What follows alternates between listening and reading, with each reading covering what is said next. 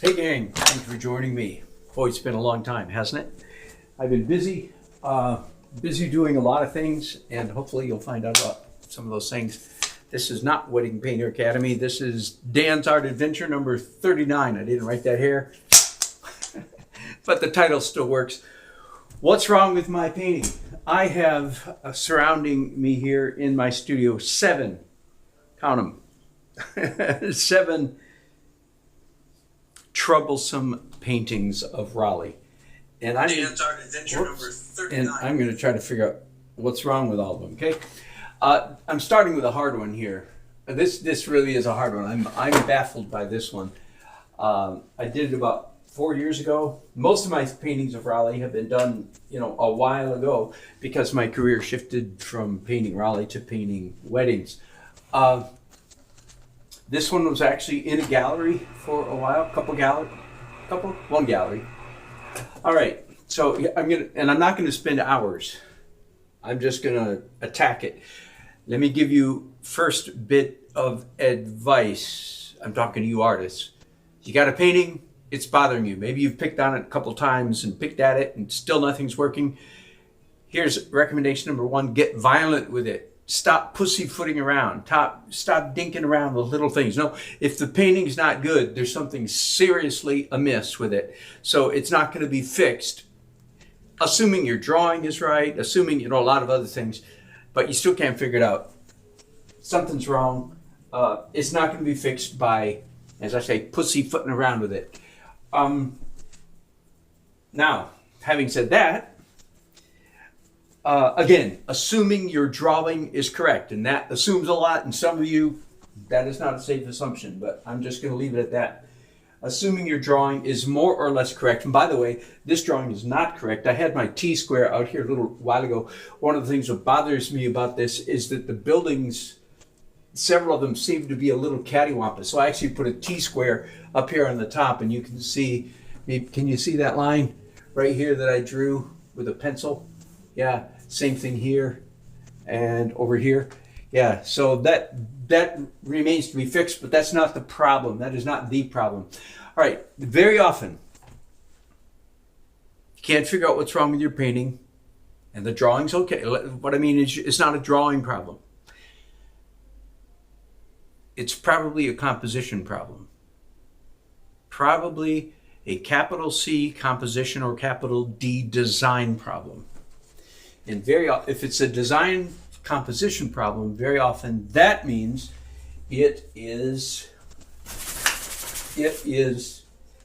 a values problem. Now, how did I get from that to that? I'm going to give it the simplest, Dan Nelson's simplest rule of composition. A good composition, are you listening? A good composition is one in which the major light or dark, dark or light areas of your painting can be described essentially with one word. Let me say that again. A good composition is one in which essentially the large light and dark zones or areas of your painting can be described with one word. And I know that's not the case here. Well, I could say maybe the dark area is an arc here. Do you see what I mean? It's kind of dark here, dark here, dark here, and it kind of follows like this, and this is kind of light. So maybe it works here. Then we have to get into more detail, which I'm not going to get into right now. But if it is in fact a values problem, your light and dark zones are not working for you, then one of the fastest things you can do with your painting is to slap some dark glaze on it. Darken, you understand, and I'm in oils, by the way. You could do the same thing in acrylics, but you just have to be ready with a damp rag, because you don't want terrible things that you're doing to your painting to dry before. But I'm in oils, so I've got, golly, 5 hours actually with liquid, and I have safely 3 hours to change my mind. Okay? And I am flying blind here. I by no means am convinced that this is the problem with this painting, but I do want to demonstrate it for you that many times, now some of you guys, some of you beginners, forgive me for calling you that, some of you early journey painters aren't familiar with the glazing process. Well, that's because you're an early journey painter. Get over it. Start glazing. Start glazing, start glazing. The masters all glaze. They used linseed oil or whatever we have today. I'm most of the time using either liquid or neo-magilp, and in this case I'm actually using a combination of those two. I'm going to continue glazing, and don't ask me what colors I'm using. I'm kind of using every color in the book on my brushes, okay? Oxide red, ultraviolet, phthalo blue, and dioxazine violet. Don't ask, don't try to remember that, don't take notes, don't stop and write that down. Just for you who feel like you have to know, but no, there's no magic formula in which colors. I'm just using anything to render the painting darker. So I've darkened this corner and actually this corner a little bit while I'm at it, but that didn't mean that was so important. And then I've really darkened the upper half quite a bit.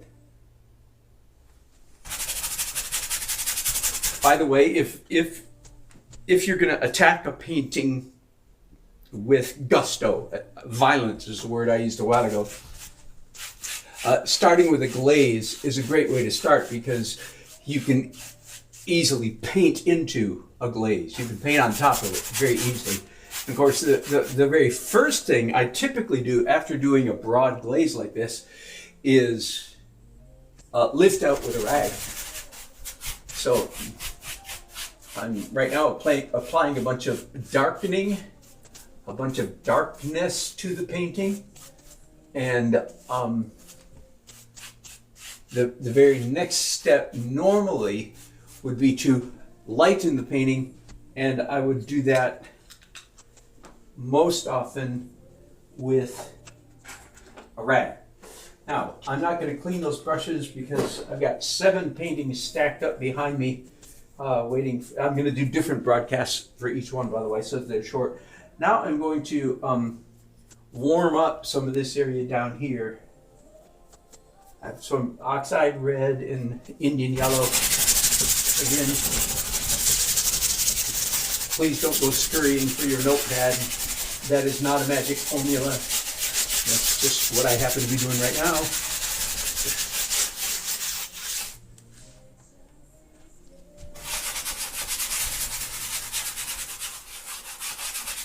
So I just lightened that building actually. You saw that, right? By using the brushes with the light color on them. We do just a little bit more with some warm tones on this building.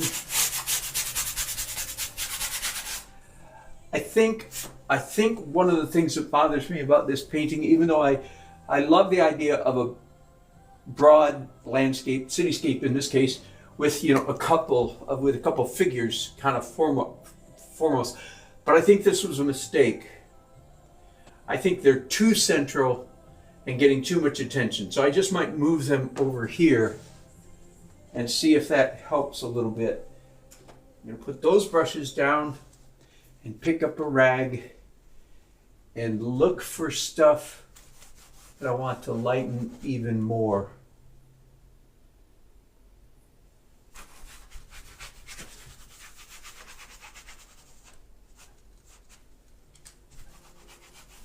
Now, I know you know this, but just to make sure you understand, when I say light and dark zones, that is not talking about light and dark objects in the picture. These light and dark zones are trans object. They go across, so it's not like we're not talking about this building or whatever. Like, oh, here's a dark zone. No. That's a dark thing. This is a dark zone. Are you with me? the zones are much larger than the objects in the painting. Now it's conceivable that there's a painting, maybe a still life with one bunch of flowers in the middle, that the flowers are in fact the light zone. Yes, but that's the exception, not the rule. Don't get confused, though. We're not talking about light objects. We're talking about light zones. All right, now I'm standing back, and believe it or not, hello, Barbara Pask. Nice to hear you. Nice to see you, my dear friend. How's Ohio? Have you had snow yet? I hope we get snow this winter. The last couple of winters have been quite disappointing in that regard. Okay, one of the dangers when you're trying to make a painting cohesive, and the cohesion refers to the major light and dark zones. I'm repeating myself, got it? When you're trying to make a painting come together, you have to watch out for higgledy-piggledy. You have to watch out for, well, there's a little light here, a little here, a little here, a little there. That's, no. Or there's a little dark here, a little dark here, a little dark. No. These have to be contiguous. You know, in the United States, there's 48 contiguous states that are touching and then 2 that aren't, right? So all of us Americans know the word contiguous because it's part of our heritage, part of our Yankee heritage. So contiguous zones, not higgledy-piggledy. Where's some light here, light here, light here? If you have a painting like that, it's a bad painting. Let me say it again. If you have a painting like that, it's a bad painting. You need to make it come together. All right. I am happy to say this problem needs to be fixed, and I'm not going to do that in this broadcast. I am happy to say that by some mysterious process, this painting actually got better. Oh, you're in Southern Ohio, Barbara. Yeah, right. You won't get any for a while yet. I am happy to say this painting actually just got a little bit better. Okay, let me get a little bit more refined, and then I'll end this broadcast. Good composition refers to the major light and dark zones in a painting. Let me refine that. Light or dark zones. Only one of those has to cohese. Only all the dark zones need to form a shape, or, are you listening? Or all the light zones need to cohese into a unishape. One or the other, not both. Okay? So I'm looking at this going, okay, and if it takes you a long time to answer the question, it might be an indication it's a bad painting. And again, this painting, I've never been happy with it. I'm not even sure it's savable, but I'm going to end this broadcast real quickly. There's 2 things that might be happening. I could visualize this as the light zone as a U down here and up here. The light zone is basically a U. Can you see that? And of course, there's minor. It kind of eliminates this little sky bit, unless whatever U with a hook on the end, maybe. This over here is not include. That is not a major zone. Do you understand? That's a witty bitty. That's a little bitty. It's not a major zone. Same thing here. The same thing here. Okay, so it's either a U or the dark zone is a upside down U, a horseshoe. Maybe a little bit more flat, like the dark zone is essentially here. Which of those 2, and I'm making a quick decision here, I think that the first one, the light zone, and that has changed in the last 10 minutes because I darkened the sky. And I may darken the sky even more. Not right now, not in this broadcast. But that might, so there's several things I need to do to this painting. One is I think it's better already, so yay for that. And it's better because, now this is my analysis. It's not better because of this. That is my analysis of why is it better. If it's better, why? And I think the answer might be that the unified light zone is condensed into one major shape, a U shape. The other things I need to fix is the the drawing of these buildings to straighten them out. I'm not going to make you watch me do that. I already mentioned I'm going to take this couple. I like the idea, but it's too much of a good thing in my opinion, and probably move them over here. I have some other figures here and some back here. As you see, I could take them out altogether, but no, I think that would make too big of a empty space. Also, I think this empty space down here, whereas it's the right value, it needs a little bit more drawing in it. It's probably some indication of crosswalks.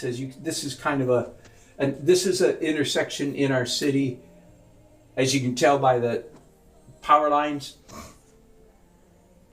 This is a little bit off the beaten path in our city. This is not the heart of downtown. This is looking at the heart of downtown, but this is just a little bit toward the hood, if you will, a little bit toward the more colorful side of the tracks, if I can use that term.